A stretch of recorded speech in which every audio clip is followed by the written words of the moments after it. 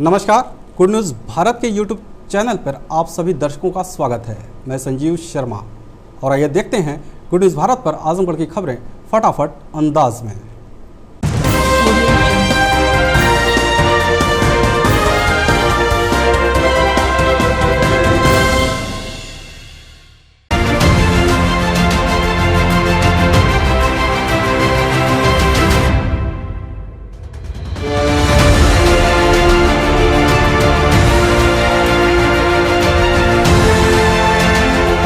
Azamgarh DM Rajesh Kumar सहित प्रशासनिक अधिकारियों ने जिला अस्पताल पहुंच लगवाया कोरोना का टीका। कहा, भारत में बनी वैक्सीन सुरक्षित है। बता दें कि पहले चरण में स्वास्थ्यकर्मियों का टीकाकरण किया गया था, तो वहीं अब फ्रंटलाइन वर्कर व प्रशासनिक अधिकारियों को कोरोना वैक्सीन टीका लगाया जा रहा है। शुक्रवार को जिलाधिकारी राजेश कुमार जिला अस्पताल पहुँचकर कोरोना वैक्सीन का टीका लगवाएं।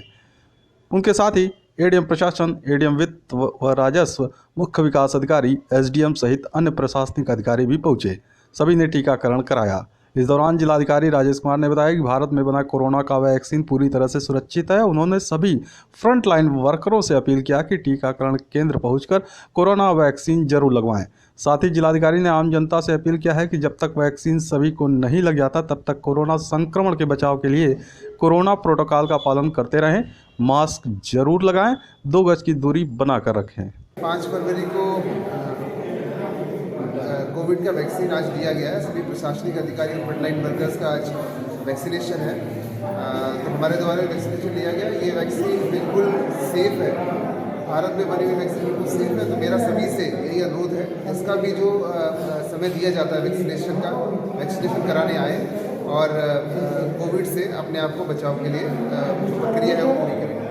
अच्छा, अब तक सभी कर्मचारियों को लग चुका है? अभी एडीएम साहब, सभी तीनों एडीएम्स हमारे साथ हैं, एसडीएम साहब हैं और बाकी सभी प्रशासनिक और फ्रंटलाइन वर्कर्स जो हैं वो अधिकारी अपने अपने बूथ पे जो उनका साइन हुआ वहाँ पे जाके अपना वैक्सीनेशन करा रहे हैं। सर, जनता को क्या संदेश देना चाहें? मेरा जनता से यही अपील है कि जब तक कोविड का वैक्सीन नहीं हो जाता है, वैक्सीनेशन नहीं हो जाता है, तब तक आप अपना मास्क और बाकी जो सुरक्षित जो निर्देश दिए गए, जैसे मास्क पहनना जरूरी है, 2 गज की दूरी जरूरी है, वो सब जरूर करें। और वैक्सीनेशन कराने के लिए जो उनको समय दिया जाता है, वैक्सीनेशन कराने जब उनका समय आता है जरूर आए।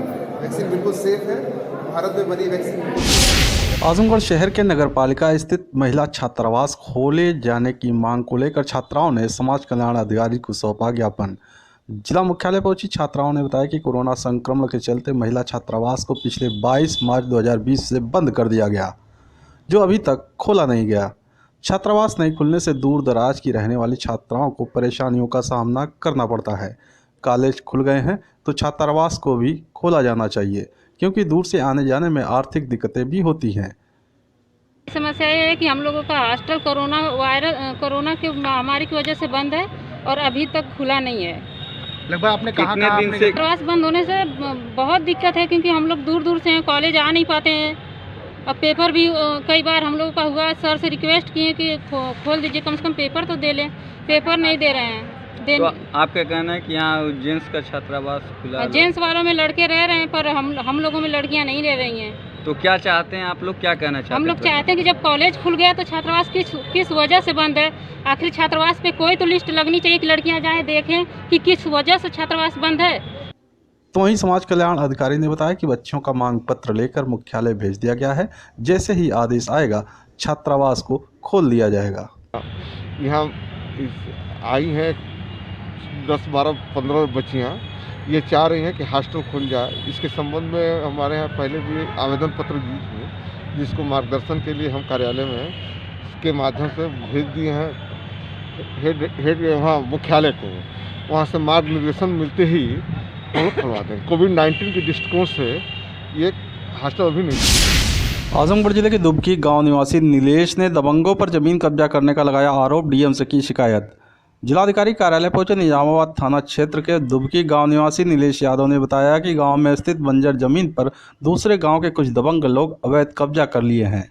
इस बाबत उसने तहसील स्तर के अधिकारियों को कई बार प्रार्थना पत्र देकर अवगत कराते हुए कब्जे को खाली कराने की मांग कर चुका है, लेकिन कोई सुनवाई अभी तक नहीं हुई।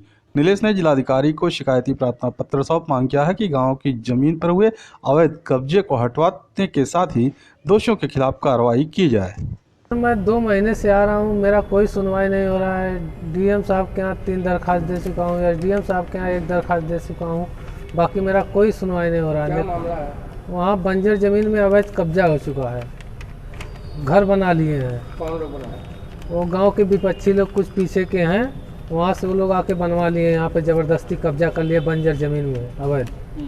क्या मैं नाम सब है उनका? उनका नाम है जितेंद्र पुत्र छविराज, राजन पिता का नाम जितेंद्र यादव, अवलेश पिता का नाम दिलराम यादव।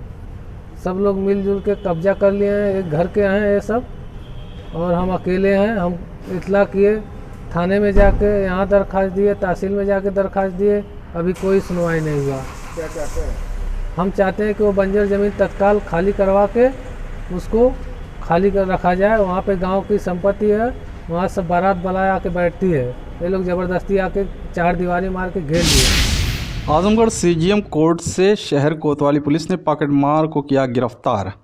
बता दें कि निजामाबाद थाना क्षेत्र के पाइंदापुर गांव निवासी अशोक कुमार अस्थाना पेशे से वकील हैं। वह किसी कार्यवश सीजीएम कोर्ट में गए थे और अपने मुवक्किल से बात करने लगे। इसी दौरान उनकी पॉकेट से चोर पर्स निकाल लिया।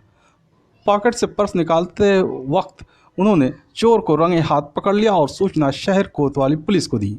सूचना पाकर मौके पर पहुंचे कचहरी चौकी प्रभारी प्रेमशंकर उपाध्याय अपने हमराही के साथ पहुंचे और पॉकेटमार चोर को गिरफ्तार करते हुए पर्स को बरामद कर लिया। पकड़ा गया पॉकेटमार जगन्नाथ पांडे मुबारकपुर थाना क्षेत्र के खुजिया गांव का निवासी है। खबरों में हो चला है एक ब्रेक का। आप देखते रहिए गुड न्यूज़ भारत।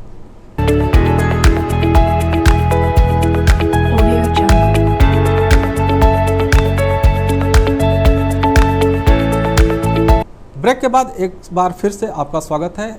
आइए देखते हैं आजमगढ़ की खबरें फटाफट अंदाज में। आजमगढ़ रोडवेज बस अड्डे पर राष्ट्रीय सड़क सुरक्षा माह के तहत चालकों व परिचालकों को एसपी ट्रैफिक ने यातायात नियम की दी जानकारी, दिलाई शपथ। बता दें कि राष्ट्रीय सड़क सुरक्षा माह के तहत इन दिनों कई तरह के कार्यक्रम आयोजित किए जा रहे हैं। इसी कड़ी में रोडवेज बस अड्डे पर एसपी सुधीर कुमार सिंह के निर्देश पर एसपी ट्रैफिक सुधीर जायसवाल ने बस के चालकों व परिचालकों को यातायात नियमों का पालन करने के लिए जागरूक किया। साथ ही उन्हें नशे की हालत में गाड़ी न चलाने की शपथ भी दिलाई।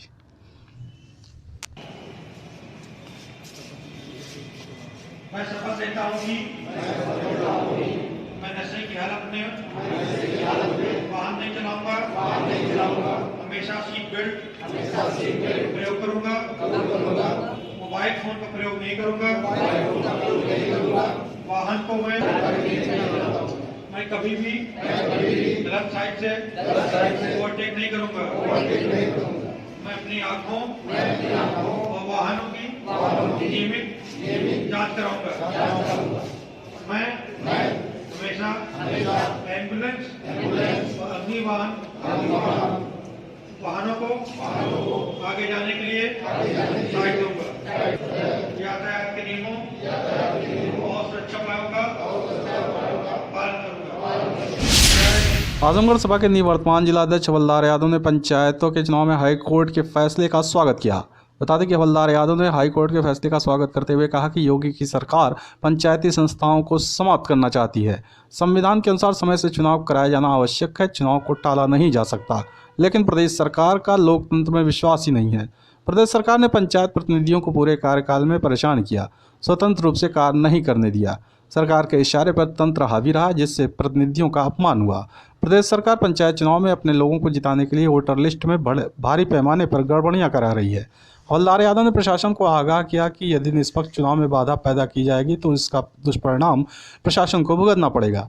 सपा ऐसे किसी भी तिकड़म को बर्दाश्त नहीं करेगी। जनता ज़्यादा से ज़्यादा समाजवादी पार्टी के ही प्रधान, बीडीसी प्रमुख, जिला पंचायत सदस्य व जिला पंचायत अध्यक्ष बनाएगी। आजमगढ़ सी डॉट पर बीएसएनएल कर्मचारियों ने वेतन भुगतान की मांग को लेकर किया धरना प्रदर्शन।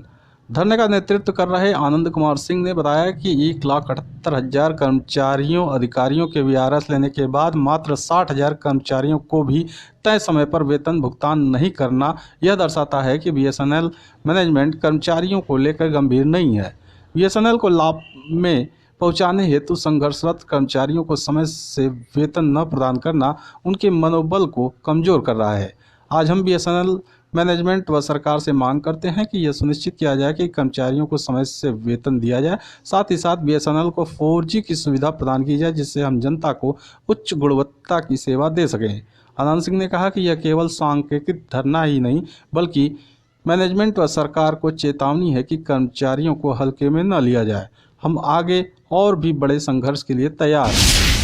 आजमगढ़ में CM आगमन कार्यक्रम को संपन्न कराने के लिए DM ने अधिकारियों के साथ की बैठक, दी जिम्मेदारी। बैठक में जिलाधिकारी राजेश कुमार ने बताया कि 8 फरवरी 2021 को मुजरापुर, छठियाव एवं किशनदासपुर में मुख्यमंत्री योगी आदित्यनाथ जी का पूर्वांचल एक्सप्रेसवे के निरीक्षण एवं कार्यों की समीक्षा किया जाना प्रस्तावित है।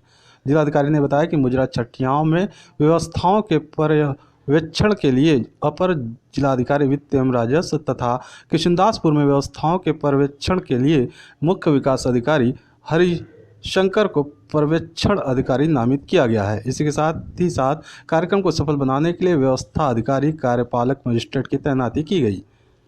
जिलाधिकारी ने CMO को निर्देश दिए कि दोनों कार्यक्रम स्थल पर कोविड हेल्प डेस्क महिला एवं पुरुष बनाना सुनिश्चित करें एवं वहां पर मास्क व सैनिटाइजर भी उपलब्ध कराएं। जिलाधिकारी ने PWD के अधिकारियों को निर्देश दिया कि जनसभा में बैठने के लिए सोशल डिस्टेंसिंग का पालन कराना सुनिश्चित करें।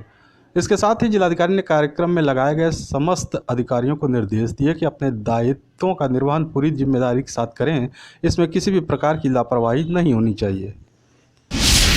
लालगंज में प्रत्येक गुरुवार और शुक्रवार को किया जाएगा कोविड-19 टीकाकरण। CHC incharge doctor Manoj Kumar ने दी जानकारी। सामुदायिक स्वास्थ्य केंद्र लालगंज पर 2 दिनों से कोविड-19 का टीकाकरण किया जा रहा है। आज किए जा रहे टीकाकरण में अब तक कुल 74 लोगों का टीकाकरण हो चुका है। डॉक्टर मनोज कुमार ने बताया कि आज 200 लोगों के टीकाकरण का लक्ष्य निर्धारित किया गया है। उन्होंने बताया कि अब प्रत्येक गुरुवार और शुक्रवार को कोविड-19 का टीकाकरण होगा। उन्होंने कहा कि आज राजस्व कर्मियों तथा स्वास्थ्य कर्मियों का टीकाकरण किया जा रहा है, जिसमें राजस्व कर्मियों को अब तक 35 और स्वास्थ्य कर्मियों को 39 अर्थात कुल 74 लोगों का टीकाकरण किया जा चुका है। उन्होंने बताया कि आज 200 लोगों के टीकाकरण का लक्ष्य निर्धारित किया गया है। उन्होंने कहा यह टीका पूरी तरह सुरक्षित है और यहाँ किसी प्रकार की अब तक किसी को कोई समस्या उत्पन्न नहीं हुई।